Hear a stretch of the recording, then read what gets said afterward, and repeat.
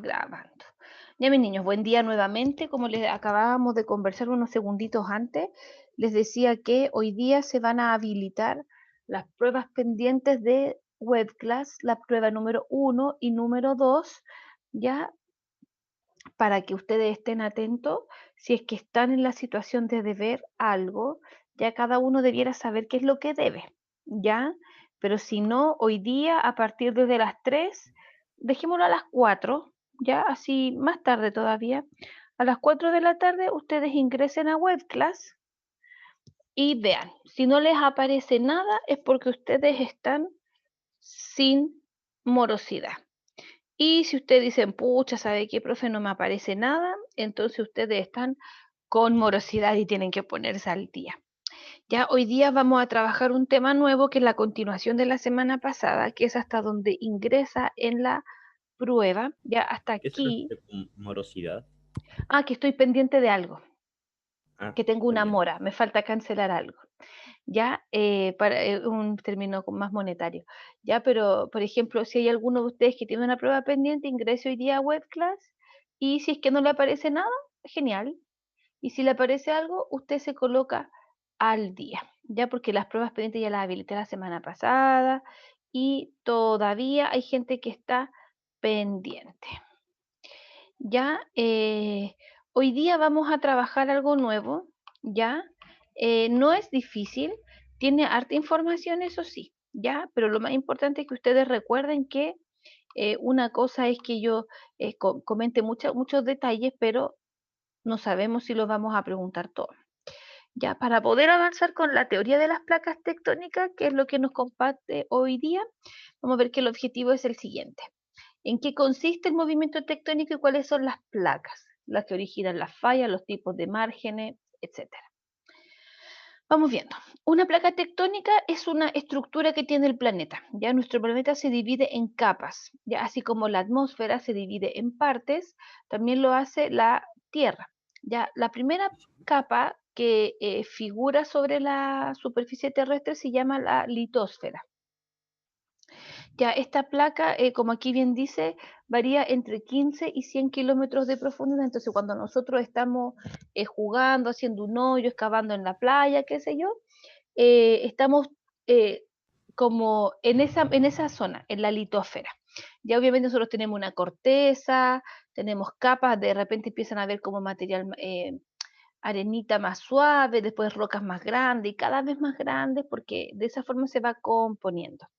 Ya, estas placas, esta litosfera se encuentra sobre otra capa de la Tierra que está formada por material incandescente, ya por roca ígnea, fundida, ¿cierto?, a muy alta temperatura, que conforma el centro del planeta que se llama astenosfera.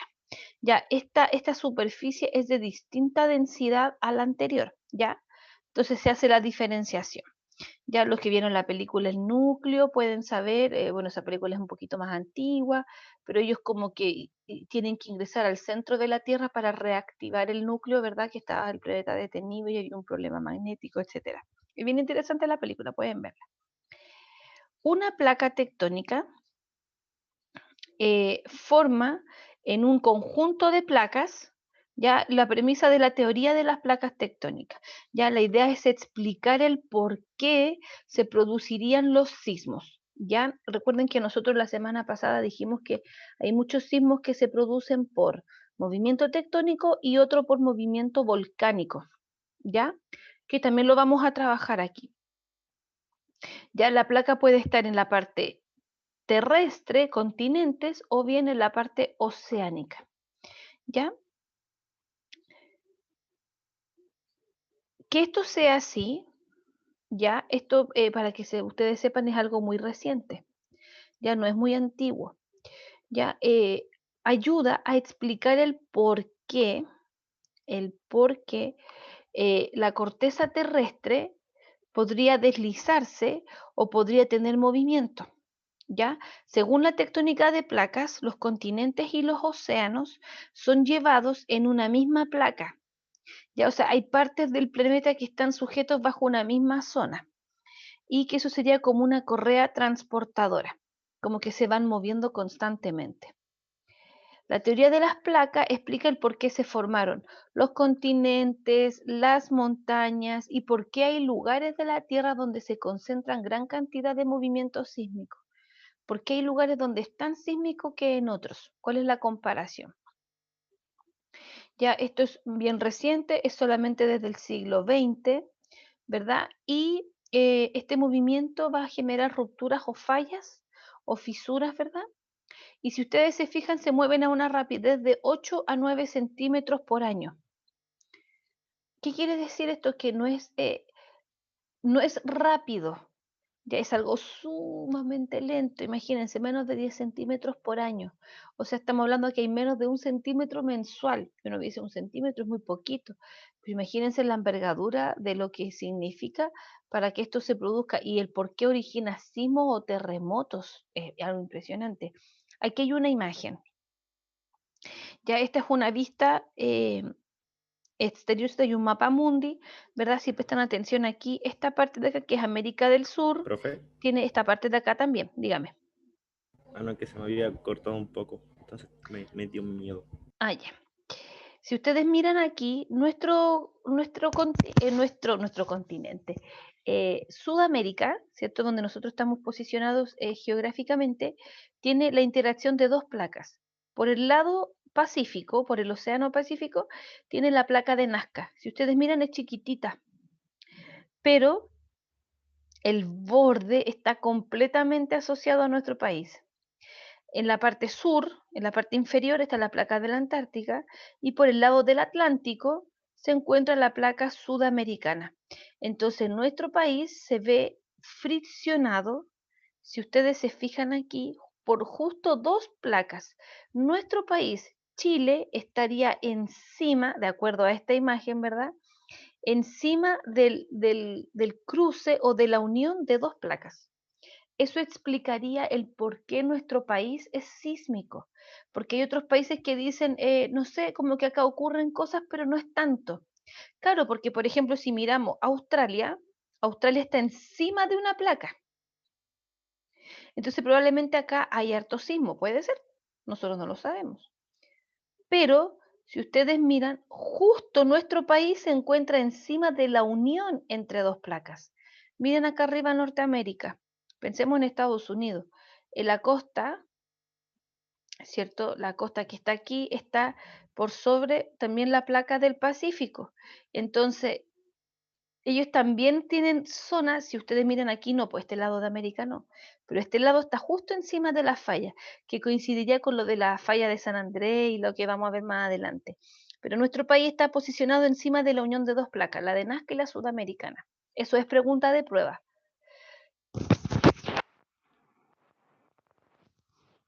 Perdón.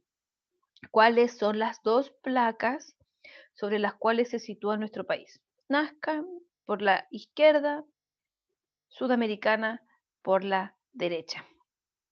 Ya la corteza, la litósfera está formada por esta serie de placas o puzzles, como piezas de un rompecabezas.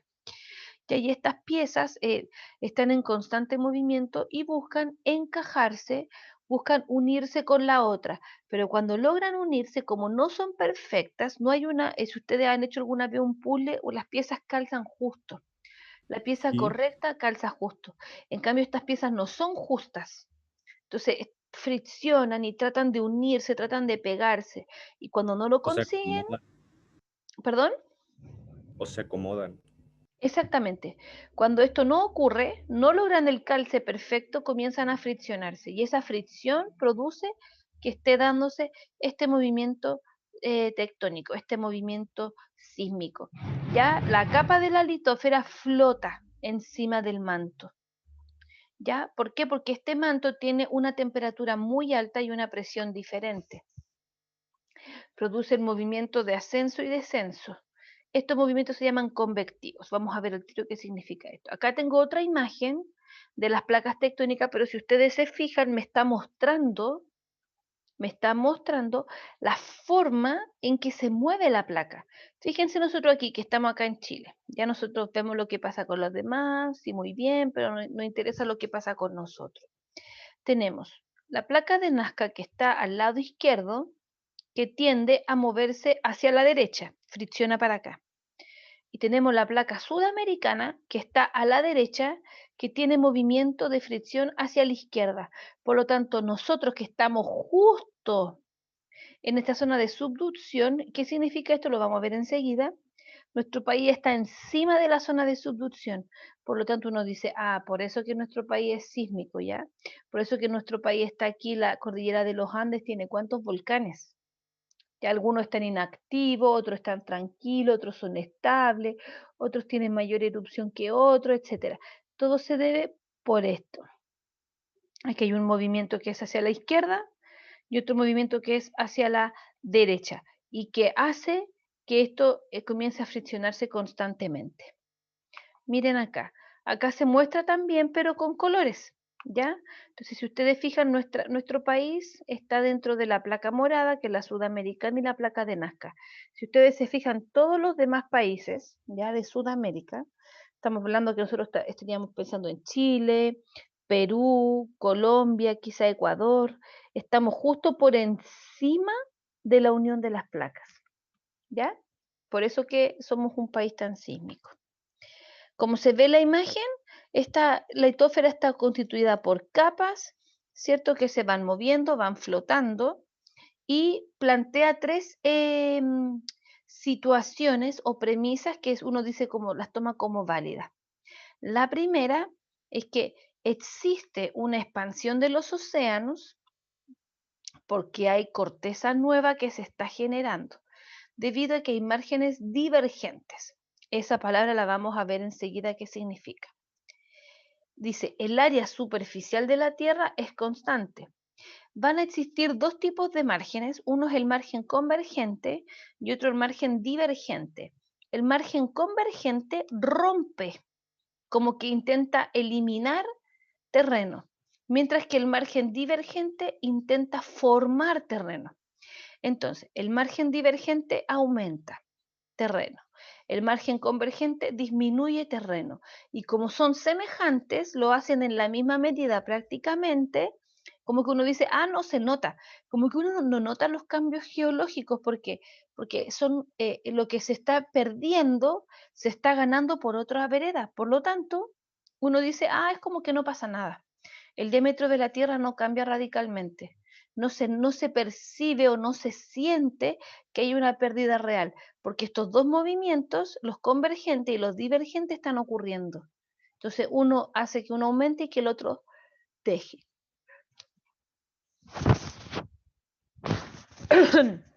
Perdón. Y una tercera premisa es que la corteza oceánica, una vez que se forma, se hace parte de una de estas placas. Cualquiera de ellas. Normalmente van en la colita, como al final. Y hay tres tipos de márgenes que nosotros vamos a hablar, que ya los dijimos, el convergente, el divergente y hay uno que se llama conservador. Veamos el primero. El margen divergente también se dice constructivo, porque como yo les decía, es el que me ayuda a formar corteza nueva. Y dice, durante el proceso de expansión y separación de la corteza, que ocurre a lo largo de los dorsales oceánicos, o sea, que el margen divergente es el que me ayuda a formar las cordilleras. Eso me está queriendo decir. O sea que chocan. Para allá les voy a mostrar al tiro con el ejemplo. Es creada la Bueno. nueva corteza oceánica, que se une a la litósfera para formar una cordillera. O sea, hay algo, ya para que ustedes se hagan a la idea. Está la corteza de la litósfera, están estos márgenes divergentes, chocaron, hicieron colisión, perdón, y ¿qué pasó con esto? Se empezó a formar un poquito de cordillera. Este pedacito de cordillera que van haciendo se une a la litósfera que ya está y se van levantando. Ya como que uno dice, ah, se va levantando este cerrito. Por ejemplo, estoy dando un ejemplo así como ficticio. ¿Ya? Entonces, el margen divergente me ayuda a formar lo que son las cordilleras. Miren aquí. En este caso, aquí tengo una frontera. Las placas o los pedacitos que están aquí, justo este es un margen divergente, si ustedes se fijan como que tienden a alejarse. Ellos se estiran y se comprimen, se estiran y se comprimen, se estiran y se comprimen. Y este movimiento hace que se vayan levantando poquito a poquito lo que es las cordilleras. Y estas se hacen parte de la capa de la litósfera y se van levantando. La corteza oceánica recién creada se suelda o se solda, como aquí dice, a la colita de la placa en movimiento. Una dorsal representa entonces una zona a lo largo de la cual las placas se alejan entre sí, se intentan separar, pero sin lograrlo. Se mueven para alejarse, pero no se separan. No es que ellas se rompan y que cada una flote para un lado distinto, sino que intentan, pero no lo consiguen. Y este tirón constante es el que produce los movimientos. ¿Ya? El material nuevo que proviene de la astenósfera se agrega continuamente a cada una de las placas.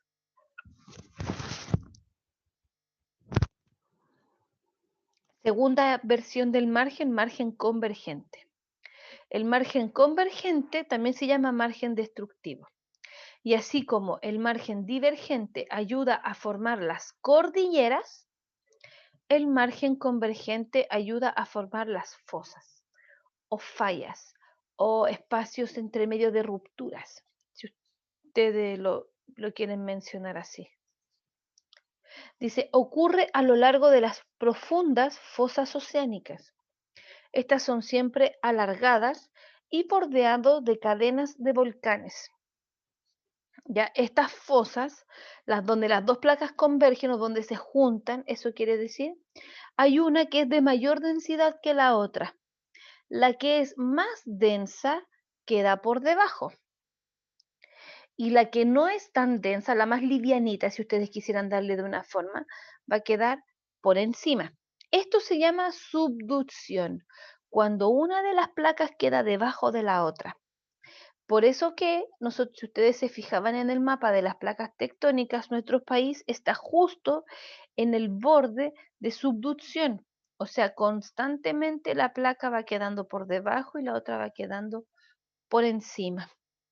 El doblamiento de la placa al hundirse es el que crea la fosa. La placa en su desplazamiento genera los sismos, ¿ya? Esta fricción constante. Y acá tenemos el ejemplo. Esta es la frontera. Si ustedes recuerdan la imagen anterior, las flechas se movían una hacia la izquierda y la otra hacia la derecha, o sea, trataban de alejarse. En cambio, en una frontera convergente, ellos intentan acercarse. Una placa va quedando por debajo de la otra y se van produciendo las fosas. Aquí, si ustedes se fijan, el material incandescente comienza a intentar subir por la chimenea para tratar de ser expulsado del volcán, pero no todas logran hacerlo.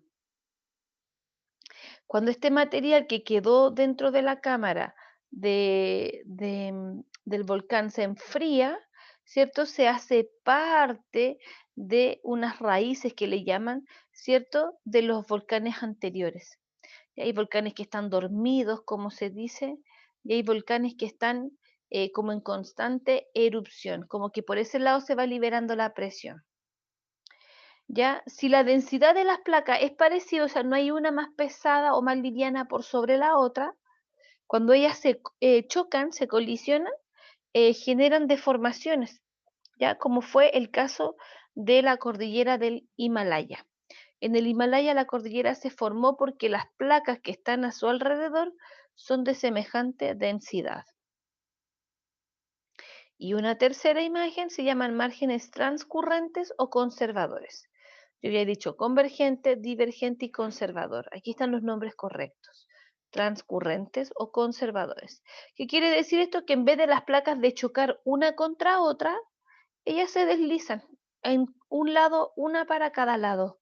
Por lo tanto, no hay ni ganancia ni pérdida, hay movimiento constante. Esto es lo que ocasionó que la falla de San Andrés tuviera un desplazamiento tan grande que generó un terremoto de 1906, ya que obviamente fue importante, pero no fue superior a los que hemos vivido nosotros probablemente, de los que se tiene conocimiento. Recuerden que hay muchos que no se sabe. Mucho Uh, de esto no se estudiaba antes, entonces o sea, alguno no puede pasar. Es que, claro, por ejemplo, nosotros podemos vivir todavía, ya de hecho ya nosotros vivimos uno de los terremotos más grandes registrados, que fue el de Valdivia en el 1960. Ese es como el que tiene el ranking, el primer lugar de los más fuertes, de los de mayor intensidad, de mayor destrucción, de mayor liberación de energía, pero no sabemos si más adelante puede haber uno de mayor envergadura. Ah, Porque ese es el más fuerte que ha habido, o a lo mejor antes hubieron otros. Esto también explica la formación de los continentes, acuérdense que hay, si uno estudia como la formación, ¿cierto? Hay, ¿cómo les puedo decir yo? Se hablaba de que en un comienzo la Tierra era un puro bloque y después se fueron separando en pedacitos. Los antiguos hablaban de que los terremotos eran por la furia de los dioses, porque no sabían cómo explicar lo que estaba pasando, no se estudiaba esto. Por eso que se habla de que esto es muy reciente. Entonces, hoy en día se conocen un poquito más de cosas, pero nosotros decimos, hasta el momento el terremoto del 60 ha sido el más fuerte, porque no sabemos si hacia atrás hubo algunos de mayor envergadura o no, porque no se medían. Entonces, ahora que sí se miden, podemos decir que tenemos uno de los más fuertes que hayan ocurrido. Aquí hay una imagen sobre los márgenes transcurrentes, uno hacia la derecha, otro hacia la izquierda. Se friccionan, sí, pero como no hay un choque, una colisión entre ellos, no pasa nada. Ni se gana ni se pierde. Como que todo esto se mantiene. Y aquí hay otra imagen que muestra los tres tipos de márgenes, ¿verdad? Y acá abajo como una estructura general. Aquí había una falla, ¿cierto? Otra falla, placas que se están moviendo. Fíjense, aquí hay un movimiento convergente, aquí hay un divergente y por algo se viene como levantando una especie de cordillera, si ustedes se fijan aquí. Aquí se va, como convergente, se va generando una erupción volcánica y aquí está el magma, material incandescente que va subiendo a través de la corteza terrestre. Hablemos de las fallas. Una falla es una discontinuidad, es una fractura, un quiebre que se produce, ¿ya? Debido a que hubieron movimientos que fueron verticales, horizontales o ambos. Ya una falla es una grieta, una fisura, una herida en la tierra, se produce por el movimiento de las placas y la presión que ésta ejercen sobre las fallas es lo que originan los sismos y la envergadura que estos puedan tener. Ya estas fallas pueden tener mucha profundidad, hasta 15 kilómetros. Ya obviamente cuando uno los observa desde arriba, ¿cierto? Imaginémonos, uno puede decir, es cortito, son 10 centímetros, pero lo que nosotros vemos desde el exterior como 10 centímetros, si lo llevamos al plano real, ¿cuánto representa una envergadura importante? ¿Ya? Se le representa como un plano, ¿ya? Pero son estructuras que van, varias fracturas que van siendo una tras otra y por eso producen una gran falla, una fractura importante. Ya no es que haya sido un movimiento que causó así como toda la línea de quiebre, sino que el continuo movimiento va ayudando a generar esta falla. Ya el otro día mostraban en las noticias, por ejemplo, que estaban estudiando la falla de San Ramón y cuántas comunas afectaban, etcétera. Entonces es importante viendo que nuestro país también tiene este tipo de conceptos. Y mostraban un lugar en Peñalolén, me parece que era, donde se podía apreciar visiblemente la falla. Estaba cubierta de arbolitos, de piedras y todo, y no es que se viera la grieta, sino que se veía la descontinuidad el fallo. del terreno, ¿ya? Y lo mostraron hace un par de días atrás en las noticias. Y cómo, ¿cómo se llama esto? Como el hecho de construir casas o material inmobiliario cerca de la falla era, a tenerlo en consideración, era preocupante, ¿ya? Em, Las fallas, como les estaba diciendo, corresponden o nacen por interrupciones discretas, ¿ya? Y quienes las estudian son los de ingeniería civil, cierto, geomensura, porque van haciendo planos, etcétera. En cambio, una falla grande como la falla de San Andrés, que se ve a lo lejos, ¿cierto? Son cientos de kilómetros de profundidad y de extensión que pueden tener. Aquí hay un ejemplo, un dibujito de la falla de San Andrés, así se visualiza. Y si ustedes se fijan, está esta fisura, pero también están estas mini fisuras alrededor. Y para que una falla ocurra, van a haber tres partes que tenemos que mirar. Un bloque piso, que es el que no se mueve, porque si ambas se movieran, ¿cómo sabemos cuál es la que está generando? Entonces tenemos una que no se mueve, que es el bloque piso, una que es el bloque techo, que es la que sí se mueve, y esa es la que a mí me dice, ah, mira, esto se está moviendo, y un plano, que es la línea por donde se estaría produciendo el movimiento. Aquí está la imagen. ¿Ya? Partes de la falla. Bloque piso, bloque techo, plano de la falla. ¿A qué se refiere cuando es un bloque de techo? ¿Qué es la que se mueve? El bloque Ah, techo es la que puede ascender o descender para generar el movimiento. En cambio, el bloque eh, piso se va a contemplar como que esa no se va a mover para poder analizar la referencia. ¿Ya? pues bueno, ahora sí, continúo. Em, como la falla es una zona donde hay movimiento, vamos a ver que pueden ser de distintas maneras. Un tipo de falla puede ser de deslizamiento, un tipo de falla puede ser de desgarre o puede ser combinado. Lo normal es que sea combinado. Eso es lo lógico, ¿ya? Lo que ocurre constantemente. Pero vamos a analizar las dos primeras para que podamos entender cómo ocurre la última. Una falla de deslizamiento puede llamarse normal o inversa. En una falla normal, ¿ya? Em, dice, se forman por la acción de fuerzas de tensión. O sea, se están tratando de extender, de alejarse, ¿ya? De estirarse. Y se produce esta fractura. Y esta fractura, esta falla se desliza una por debajo de la otra. Entonces, aquí hay algunas características, ¿ya? Pero la más importante es que se produce con los bordes divergentes, porque es de estiramiento. Intentan alejarse. Aquí está el bloque el bloque piso, ¿cierto? O sea, el bloque techo, que es el que se está moviendo, el bloque que se mantiene sólido y la línea de la falla. Entonces, una falla normal se relaciona con un bloque divergente. Se relaciona con un margen divergente, perdón, constructivo. Aquí hay otra forma de visualizarlo, una por encima de la otra. Cuando es una falla inversa es al revés. En vez de estirarse, intentan contraerse, intentan acercarse. Y esta compresión hace que la fractura una se deslice por sobre la otra. Aquí están algunas características que van a poder leer en la presentación para aprovechar el tiempo, pero esto está relacionado con los bordes convergentes, con los márgenes convergentes. Entonces, el margen convergente, que es el destructivo, es el que hace que se vaya perdiendo, produjo la fisura. Se produce esta perforación, se produce este quiebre en la tierra.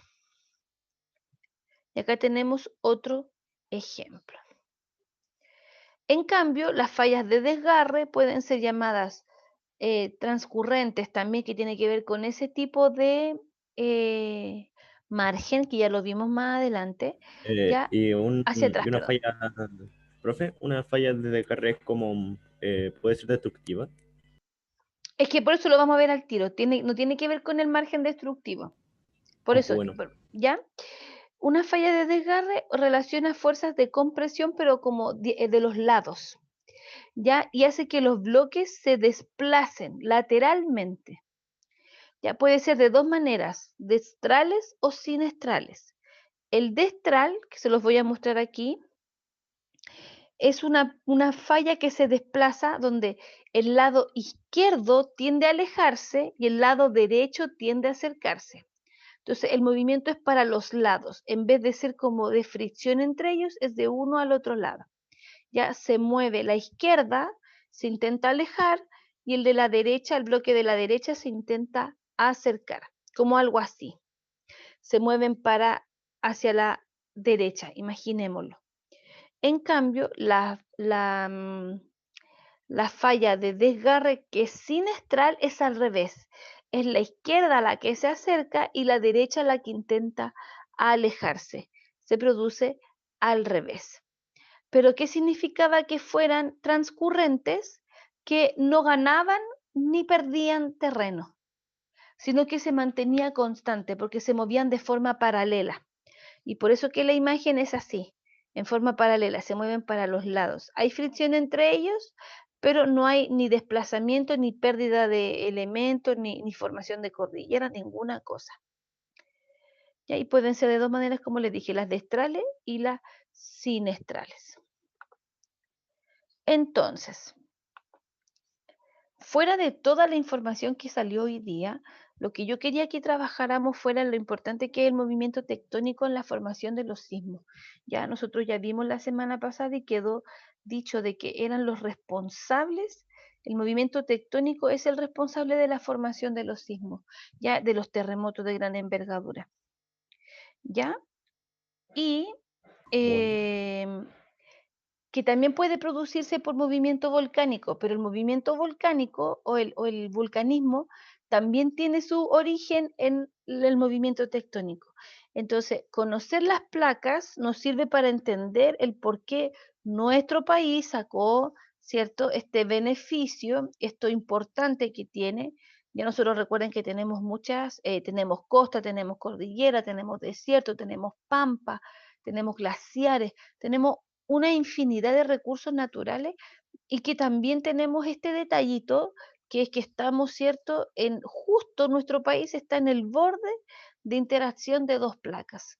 Por lo tanto, nuestro país es sísmico, por lo tanto uno diría, tenemos que acostumbrarnos, o es por eso que para muchas personas, ¿cierto? Un sismo de grado 7, como fue en otros países, que fue un terremoto de destrucción, nosotros decimos, sí tembló, fue como fuerte, pero no pasa nada. ¿Me entienden? es que Como que estábamos tan estamos acostumbrados acostumbrados, exactamente, porque a los nuestro demás país países, es así, porque para los demás países sería como una destrucción masiva. porque ellos no están preparados, porque ellos probablemente están encima de la placa, entonces se mueven con ella, pero nuestro país está justo en el borde donde hay dos en movimiento, y más encima son movimientos convergentes, entonces están en constante fricción, y si ustedes se lo imaginan, normalmente el punto donde se libera la energía del sismo es porque toda la placa fue haciendo presión. Pero para que la presión pueda ser liberada, la tensión, esta fuerza de tensión entre ellas, en algún parte se produce un quiebre, una pequeña falla, una pequeña fisura, y desde ahí se libera la energía. Por eso que tenemos sismos en el norte, en el centro, en el sur. Por eso que el de Concepción fue tan profundo. Ya por eso que fue tan importante, porque toda la energía acumulada de toda la línea, de todo el borde, fue soltado y liberado en esa zona. Por eso que después hay réplicas que le llaman, porque queda todavía energía por liberar, entonces se va liberando poco a poco, liberando tensión, hasta que ya después quedan como en pausa, por así decirlo, en calma, ¿verdad? Y de esa manera después pasa harto tiempo hasta que haya otro sismo, a veces estamos constantemente, ¿verdad? Entonces, todo esto como es nuevo, está siendo sujeto a estudio, a cosas nuevas.